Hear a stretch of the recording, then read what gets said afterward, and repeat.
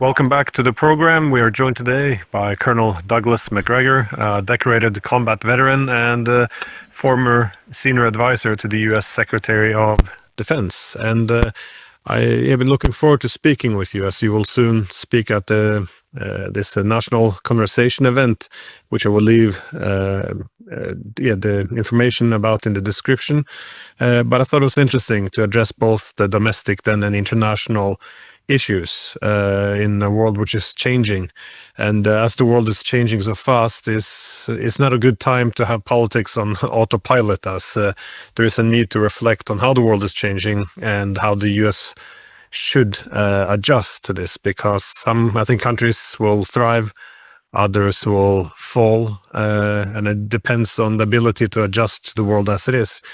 But yeah, to address this topic, I thought a good place to start would be Trump telling the Europeans now that they have to, if they want United States to put more sanctions on Russia, then they have to go full in. That is, put secondary sanctions on anyone trading with Russia, buying their energy, which means going after China, India.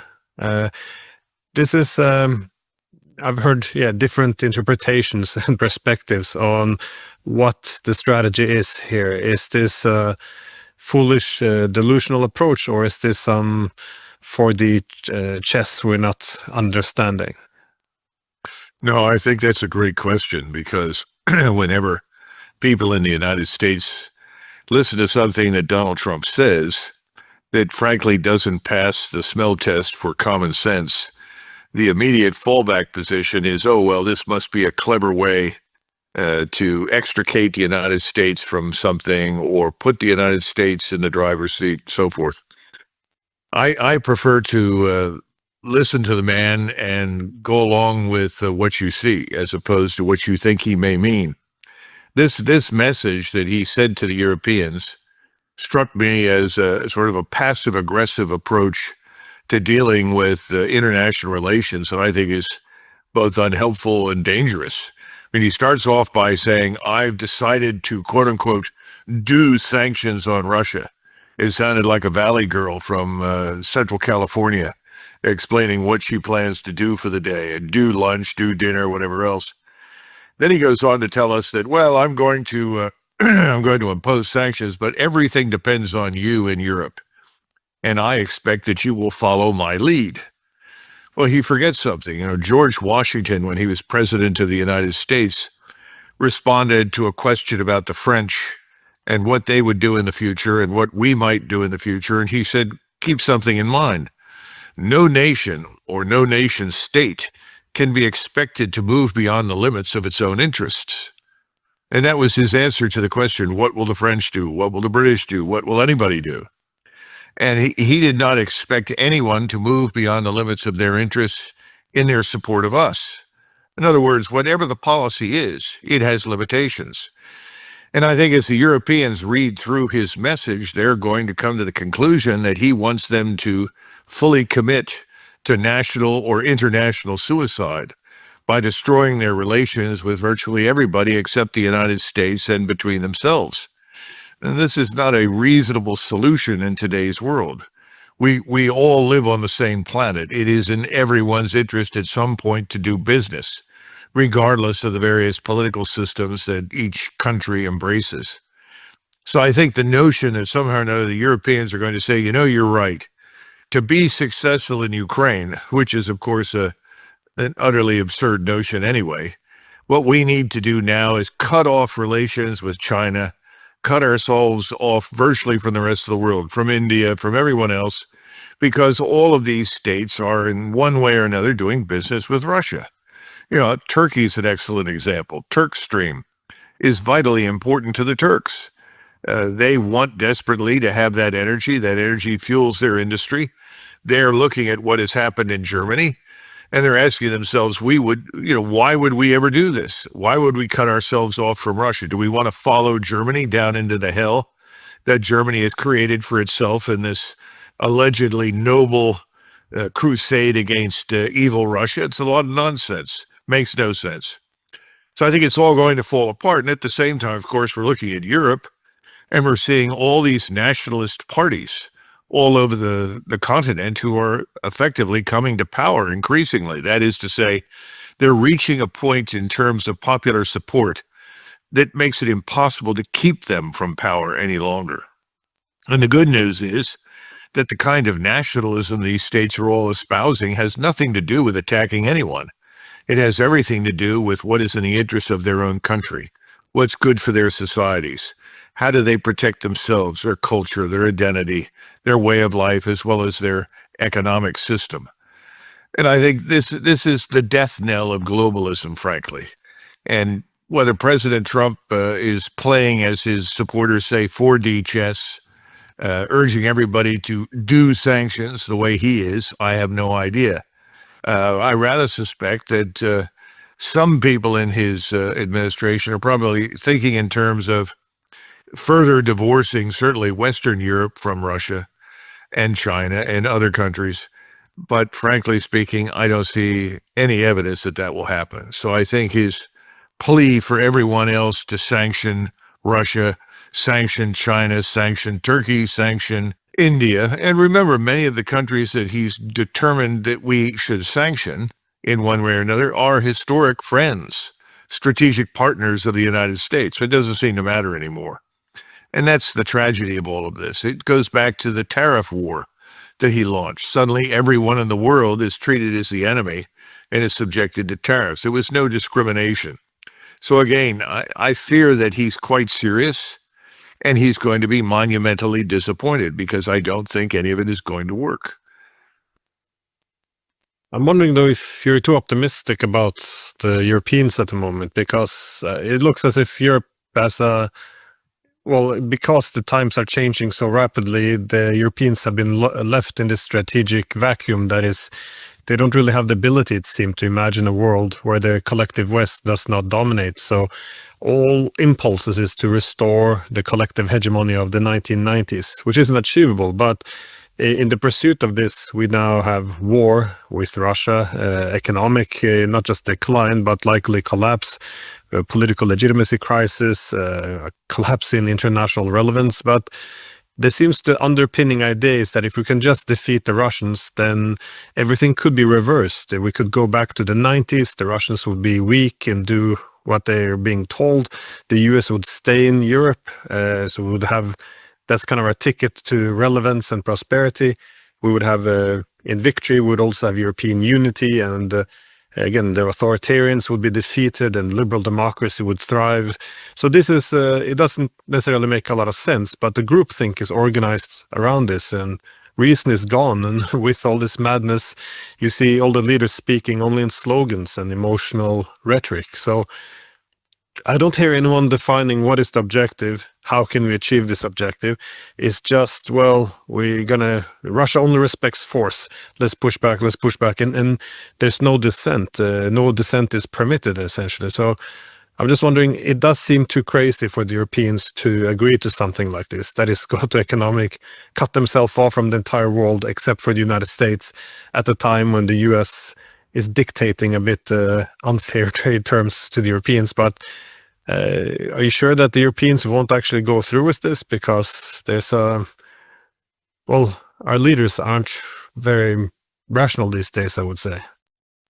Well, you make a valid point that there's a lot of nostalgia, particularly in Great Britain, in France, Belgium, the Netherlands, Spain. I can't really speak about, potentially somewhat in Germany, but certainly the Western European powers that have a history of imperialism and global power and influence are definitely nostalgic for the world that has long since passed. In the United States, there is no such nostalgia. And I would argue that in much of Europe, that nostalgia is giving way to reason and rationality.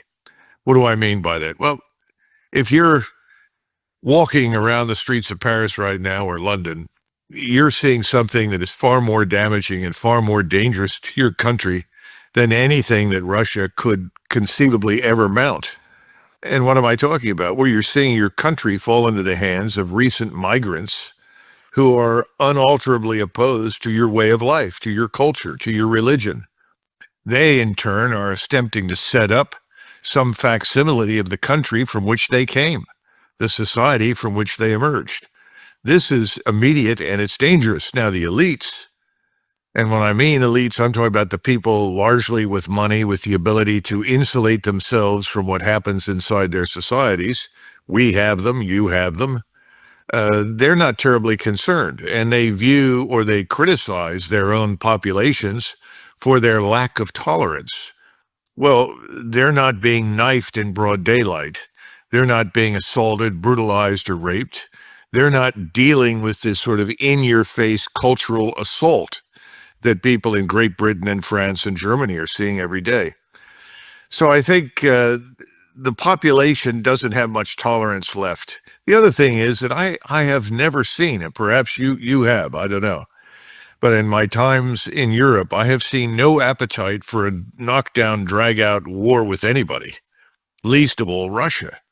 And if you mention to most of the people I know in Germany or Austria, certainly in Central East Europe, let's all march east and go into Ukraine to save Ukraine from the Russians, they look at you as though you've lost your mind.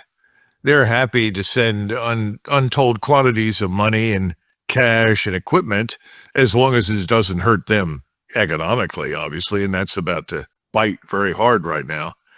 They don't care. They're not interested in that at all. So I think what we have to do is something that I think President Putin has done. President Putin has exercised a great deal of patience. He's being very patient, waiting for this tide of change to sweep over Europe.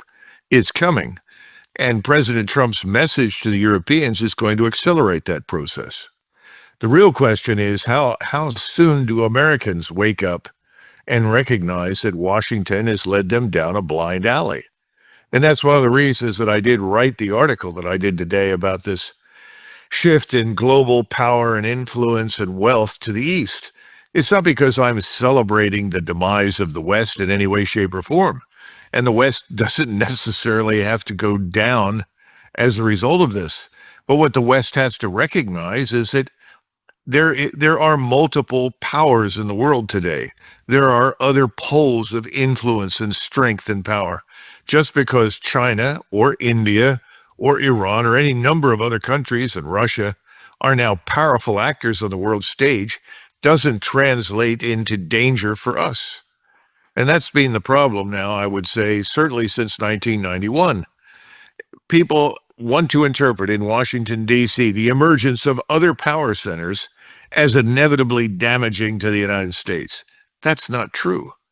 War as a means of extending power, of imposing your will, is increasingly, I think, obsolete. It's something that doesn't make sense. And I don't see any evidence that the Chinese or the Russians or the Indians or the Japanese or any number of powers out there are turning to the use of military power to achieve their ends. In fact, I think they're all interested in avoiding it. We are the ones that seem to think that military power is a great tool of statecraft. It's not. You could talk to anybody like Ambassador Freeman, anyone who's been a professional diplomat over the last 30 or 40 years will all say the same thing. In statecraft, in international relations, the military instrument is the least attractive because it's the most difficult to control, and it's the last choice. And we've been using it and using it and using it. We look at the desert we've created as a result of the use of our military power, we declare victory, and we move on. And the people at home in the United States, they don't sense it because they don't feel the pain. Well, that's beginning to change for reasons of economics, because of the financial system and the dangerous and perilous position we're in. And we're not alone. The Europeans are in a very similar position to us economically and financially. So I think all of this is going to come to a halt.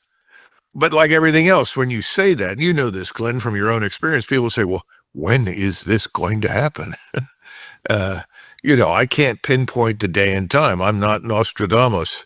But I think it's pretty obvious that things are going to come to a screeching halt, financially and economically. We can do one of two things.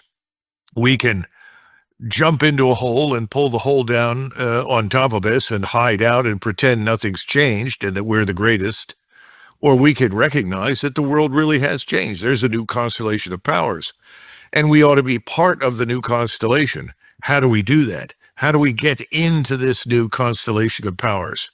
Are we going to sit here in the middle of the Pacific and the Atlantic, thumb our noses at everyone? Or are we going to find a role for ourselves?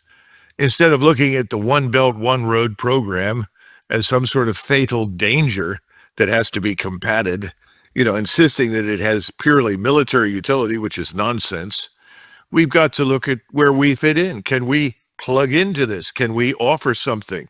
We've got to ask ourselves, what are we going to produce that other people want? What are we going to bring to the table that people respect and are interested in? I think we've got a lot of potential. We seem to have forgotten it.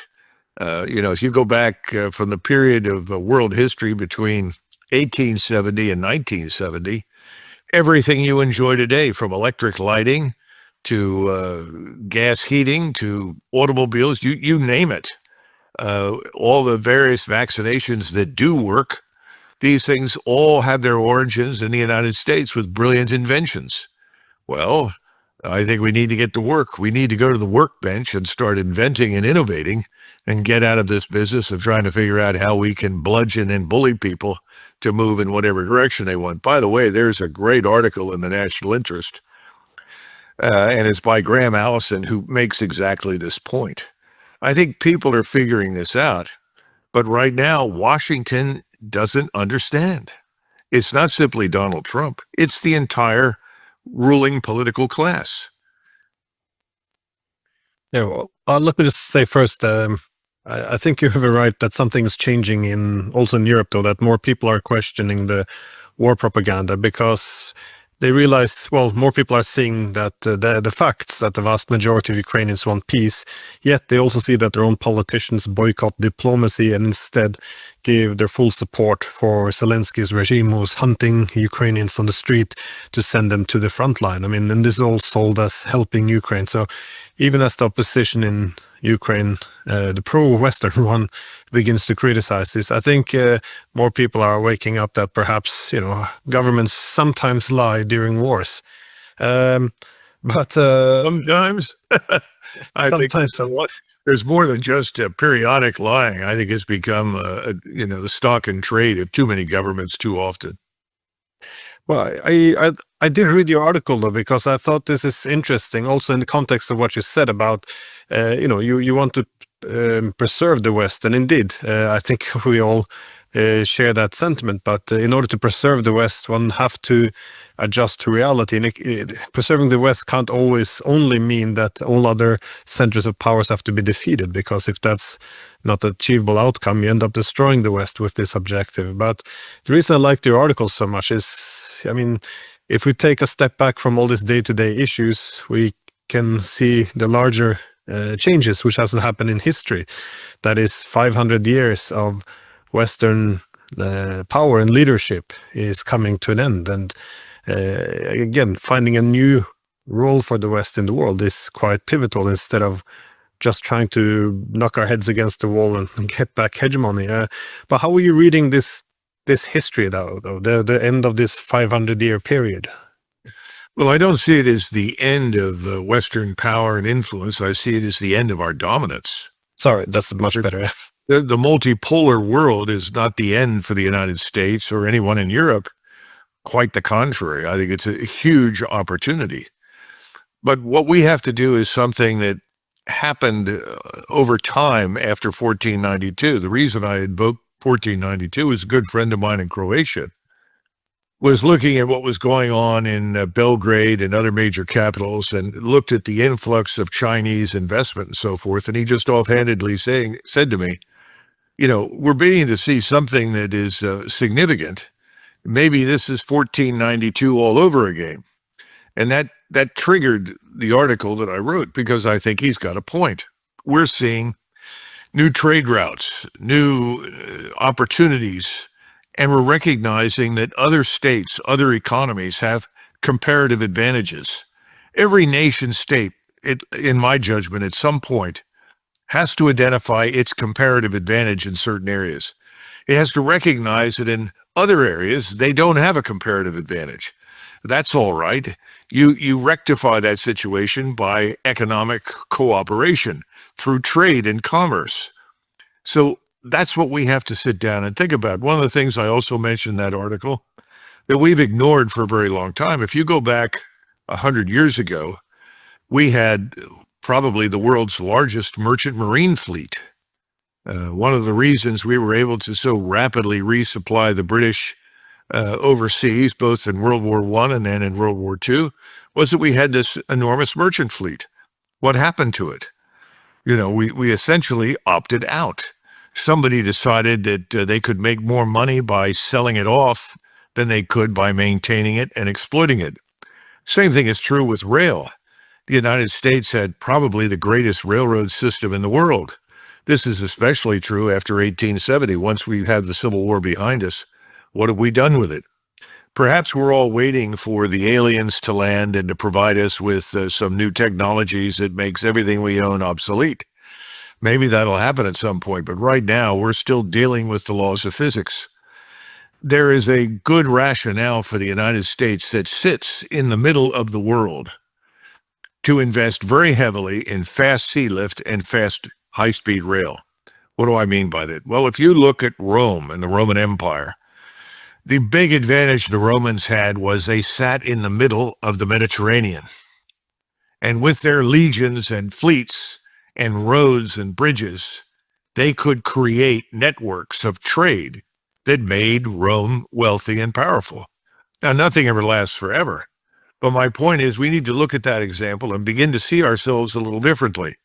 Instead of looking at the one belt, one road as a danger, can we build fast sea lift that can move goods, say, from Rochefort in France to the east coast of the United States, put them on high-speed rail, and move from there to Los Angeles or San Francisco or Puget Sound and Seattle, Washington, and then from there rapidly to Europe on fast sea lift?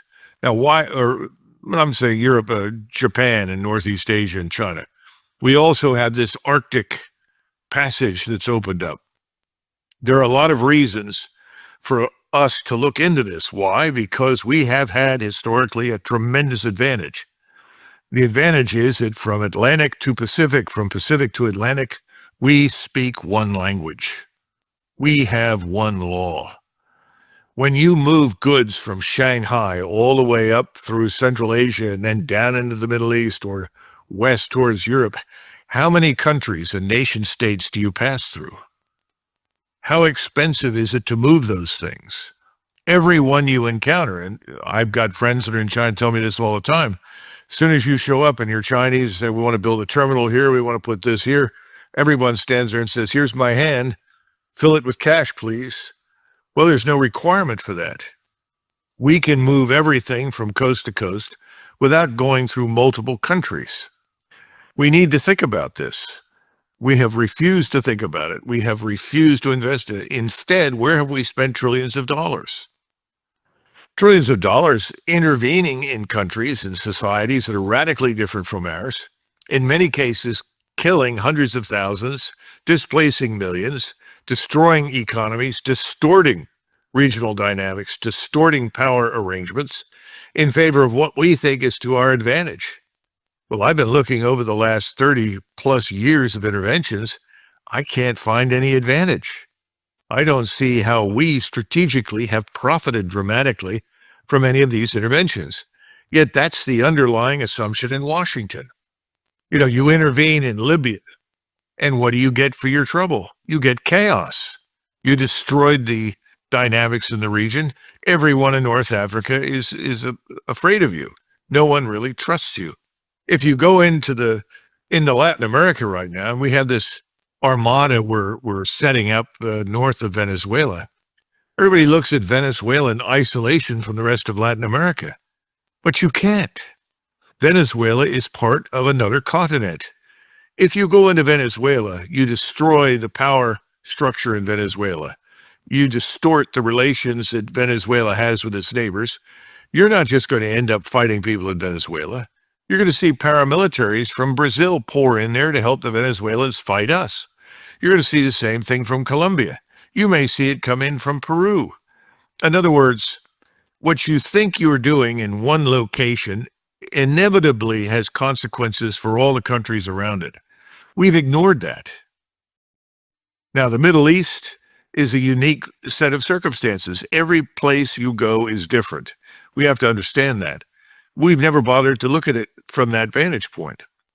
And we have to get out of this business of, once again, seeing military power as the solution that will make us happy, make us rich, make us powerful. It isn't working. It hasn't worked. It's a dead end. And that's the frustrating part as we seek to restore the 1990s. Nobody wants to ask that question, that what was actually achieved since the 1990s.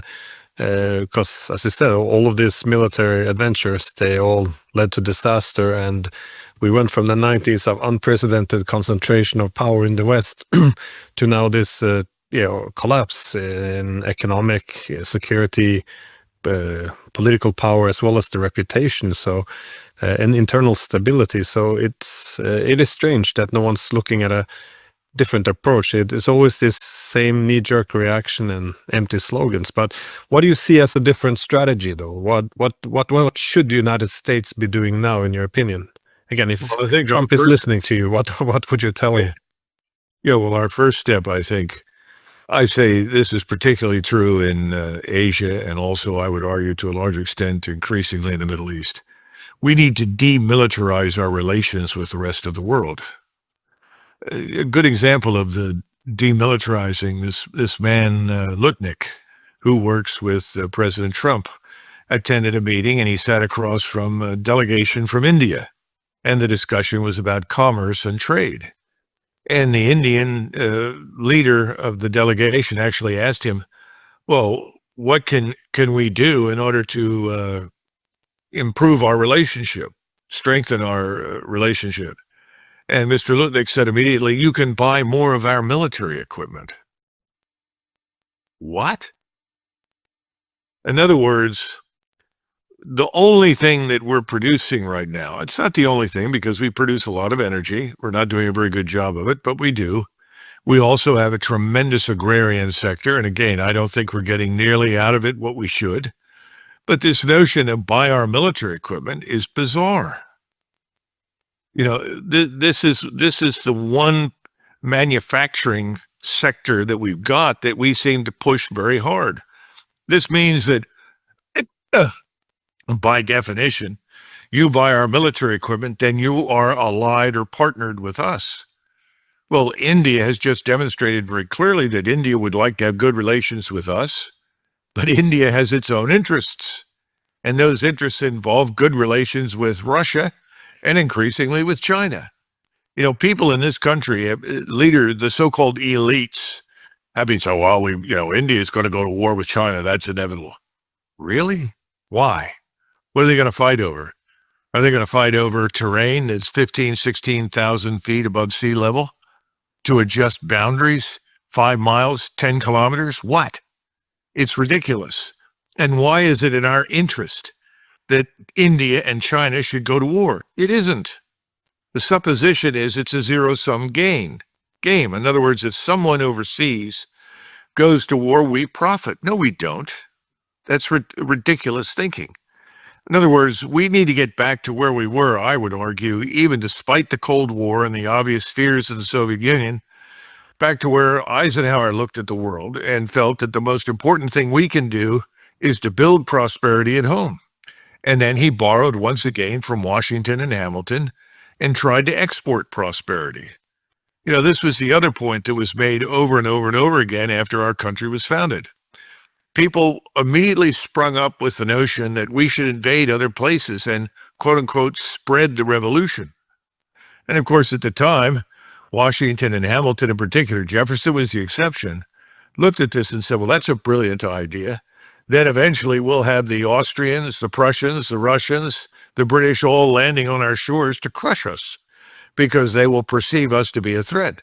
And Washington made the point that we should be an example to the world. How do you do that? Well, you become prosperous in your own right. then you export that prosperity to others. That's where we've got to get back to. We can be the world's engine of prosperity. That's what we were. That's what made us so popular. A friend of mine was telling me the other day, he was looking back at the Versailles process, and he noted something that I thought was very, very interesting. He said that the Syrian people, in other words, the leaders of the Syrian people, I'm not talking about the French, who ended up dominating Syria after World War I.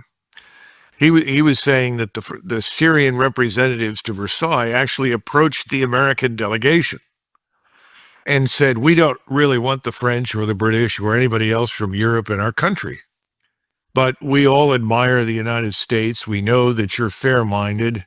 You are not interested in conquering other people's countries. Could you come as part of the mandate and help us rule ourselves in Syria? I mean, stop and consider that. Do you think we'd have a delegation from Syria fly to Washington and ask Americans to come and help them rule themselves today? Not likely. So we've destroyed the reputation that we built over 150 years. We're in a very bad position now because people no longer think of us as we would like them to. We are not a beacon of light. We're not the shining city on the hill. And Americans are offended. I talk to Americans, oh, well, what do you mean by that? You sound to me like you're not an America first guy. I said, no, absolutely I'm an American first person, absolutely, without question. But they don't understand what we've done to ourselves, because to the average American, all of us wear white hats. We're the good guys. And you see, Washington takes advantage of this assumption and proselytizes to the population, well, we're spreading liberal democracy, human rights, freedom. Well, that's all crap, and we know it. That's not what we're about. That's not what we've been doing. So if we demilitarize our relations with the rest of the world and then begin to look at ways to do business with the rest of the world, and I think we can get back to something that was much better than what we had today. Because right now, we are not viewed very positively in the world. This it often falls under the category of idealist internationalism, how it switches, because you saw the same after the French Revolution. That is, they had it's a liberal revolution talking about the brotherhood of nations. This is going to be perpetual peace. And then suddenly, or very shortly thereafter, the language changed a bit. So, well, we have so much freedom and peace here that we have to bring this peace to other peoples as well. So suddenly it became a civilizing mission. And so the whole liberal revolution ended up then with Napoleon, emperor, and a perpetual war to achieve this perpetual peace. And you can also put the Bolsheviks in this category. They weren't even supposed to have a foreign policy. They were, after the revolution, they were just going to live in peace, not, just divorce themselves from an aggressive foreign policy. They would oppose empire. But then, just like the French, they had an idea, well, this is such a great peace, we have to bring this to the proletariat of the world. And suddenly, they became an empire too. So this idealism, once it takes on a missionary approach to go out to the world and free other peoples, they still walk with the idea in their head, as you said, they wear the white hats, that they're still the good guy, but they've still taken on the exact same role of the empire.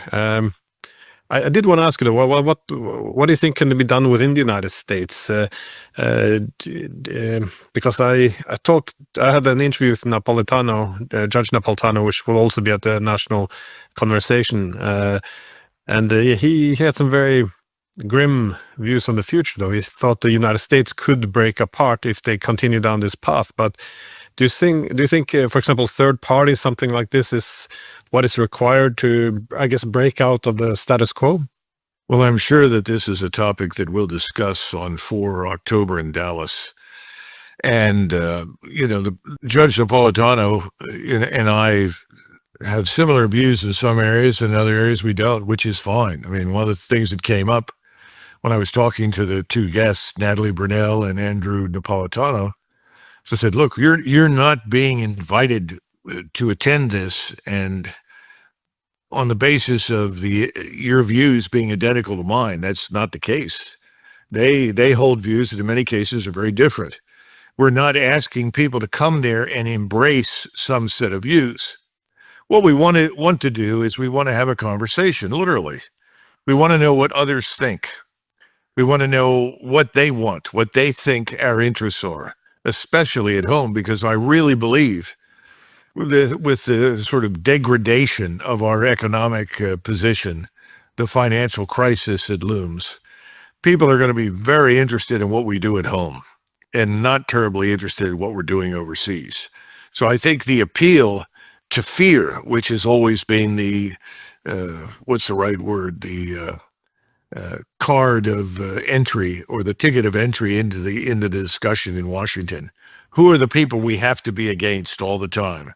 That's going away. And people are now beginning to look at the United States and say, what do we want to do with our country? I think that's going to be a big topic. I'm someone who doesn't see us breaking up. I don't think that's likely. In fact, I think whenever I travel across the United States, how many people agree with each other across the country. I don't find deep divisions. Now, if you talk about non-citizens and we have some 50 million of them, that may be very different. And that's another problem. And that's a problem we have to deal with. But if you look at the body of the electorate, most American citizens, most of the time, tend to agree that we need law and order, that we need safe neighborhoods, that we need a good standard of living, that people should be making more money than they are, that we've got to find a way back to labor that is valuable and productive and can make a good living. We've lost touch with all these sort of basic things that we talked about all the way in the 20s, the 30s, 40s, 50s, 60s. You had presidential candidates and they would talk about how much do you earn an hour?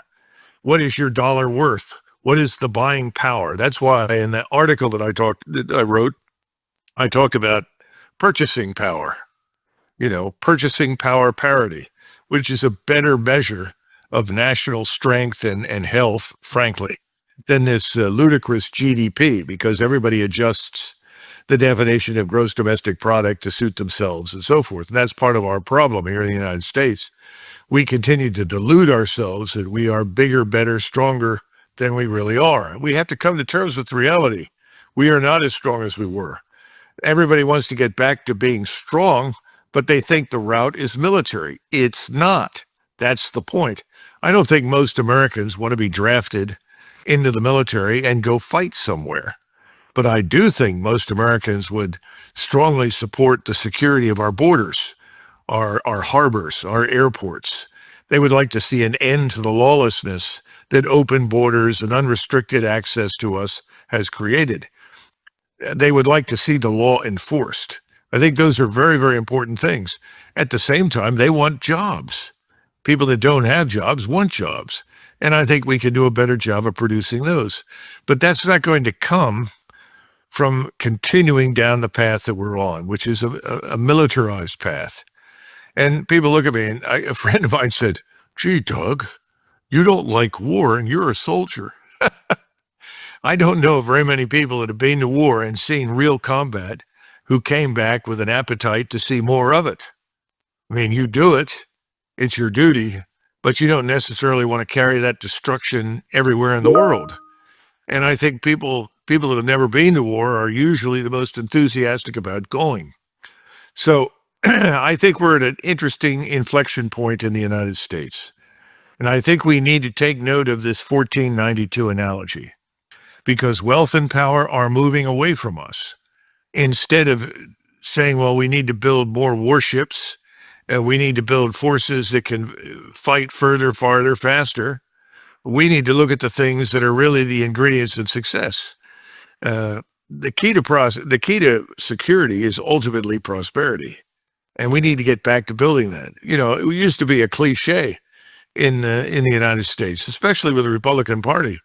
I think it was Calvin Coolidge after World War I would be asked, well, what is the business of America? And he would say the business of America is business. It's not intervention overseas. So, or looking for monsters to slay. Use whatever term, set of terms that you want. I think we can get there. I think that's what the American people want. They don't want chaos, and they don't want to break up the country. So I'm not as alarmist as some others. I think we can get through this, but we need new leadership, fundamentally new leadership. Yeah, this is something interesting. I also observed that the politicians are the one really foaming at the mouth, who are the harshest warmongers these days, while often you see military leaders asking for restraint. So it is it's a good point that if this is the people who've seen war who's a bit more cautious, which is also why it's a bit of a concern for me that the whole generation that experienced World War II has passed away, which means that the respect for the horrors of war has also diminished a bit. But it seems that in Europe, though, there's little accountability often for the leadership, because in Germany, when the economy is now doing poor, the leadership saying, well, it's Putin. It's his fault. That's why when Poland has some social upheaval, people, have the wrong opinion or vote the wrong way, they say, oh, well, it's Putin, he's interfering in society. So it's always, you can always point to this external boogeyman, so you don't have to address your issues. But I guess just as a quick last question, do you see that as being the key problem, that the political elites simply drifted too far away from the people they're supposed to represent? Oh, I think that's long since happened. I remember Gordon Brown. You'll recall that he was prime minister briefly. And Gordon Brown was surrounded by people. This is someplace in England. I've forgotten the location. And this woman tried to tell him about the danger of this migration. We're losing control of our streets. We're being overwhelmed. And he listened and shook his head. He said, well, we'll deal with that. And as he was getting in the car, he dismissed her comments to a colleague as being racist. Got in the car and drove away. Well, Gordon Brown isn't living where that lady lived. Gordon Brown is not exposed to the forces on the streets of London or Manchester or Sheffield or anywhere else that the people that live in those cities who are British are being exposed to, whether they're English or Scottish or Welsh or Irish. They are all coping with these things. Telling them that they're just racists is not a solution. And I think this is the problem at the heart of matters in much of Europe at this point. Any society, regardless of where it is, can always accept a modest number of people into its ranks who are different. And over time, modest numbers can find their way into society. In other words, they can be assimilated. But when you flood countries with millions of people who are absolutely not interested and never will be interested in assimilating, who actually have come there with an entirely different agenda, if not to simply take over your country completely, that's something you're not going to solve by dismissing people's concerns and complaints as being racist. And I think that's a problem today in Germany and the Netherlands and France and many countries. So I think there's going to be an upheaval. And I think the ruling elites that have given attention to anything and everything but their own population and the needs of their own population are going to be held accountable. What that looks like is anybody's guess. But you mentioned the French Revolution. And the French Revolution was an explosion. And that revolution did not spring up from nothing overnight. That was a long time in making.